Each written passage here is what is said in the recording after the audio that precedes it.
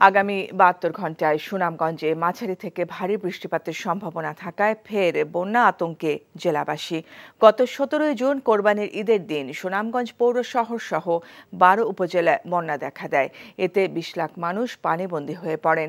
সুনামগঞ্জের রাস্তাঘাট, ফসলি জমি, বসতঘর সব পানির নিচে তলিয়ে যায়। ১৭ জুনের পর ১১ দিন অতিবাহিত হলেও এখনও হাওরের অনেক ইউনিয়নে বন্যার পানি রয়ে গেছে। সেই ধকল যেতে না যেতে আবার বন্যা আতঙ্কে জেলাবাসী। আবহাওয়ার পূর্বাভাসে সুনামগঞ্জে মাঝারি থেকে ভারী বৃষ্টিপাতের সম্ভাবনা থাকায় জনমনে আতঙ্ক দেখা দিয়েছে। সুনামগঞ্জ পানি উন্নয়ন বোর্ডের নির্বাহী প্রকৌশলী মামুন হাওলাদার বলেন, আগামী দুদিন মাঝারি থেকে ভারী বৃষ্টিপাতের সম্ভাবনা রয়েছে। এতে সুরমা নদীর পানি বিপদসীমা অতিক্রম করতে পারে।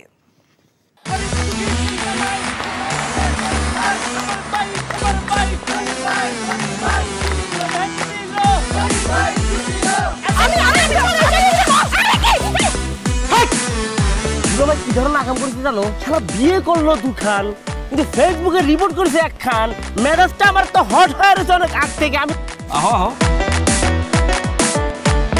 আমার জান পাখি, সোনা পাখি, টিয়ে পাখি কি করতেছো? ফেসবুকে একটা পোস্টে অ্যাংরি রিঅ্যাকশন দিচ্ছে। Don't touch my body.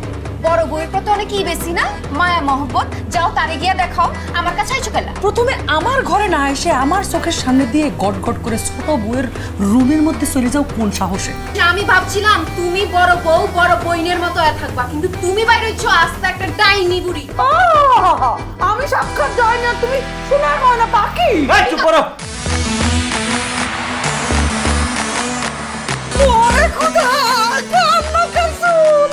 Gulshan বনানীর মায়েরা যেমন চুল কালার করে না, আমার তো মনে হইতেছে গনি মিয়া কোনো গুলশান বনানীর মডার্ন মায়ের প্রেমে পড়ছে। আমি জীবনে বিয়ে যদি করি একখান করবো, দুইখান করবো না। তোরে পিড়ে অ্যাভয়েড করব।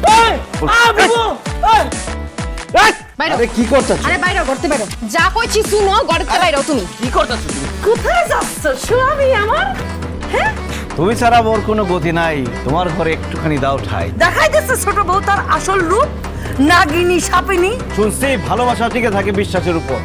আমার উপর তোমাদের সেই বিশ্বাস ছিল, আজকে দেখতেছি আমার উপর আর কোনো বিশ্বাস নাই। যেহেতু বিশ্বাস নাই, তোমাদের সাথে থাকার কোনো ইচ্ছা আমার নাই।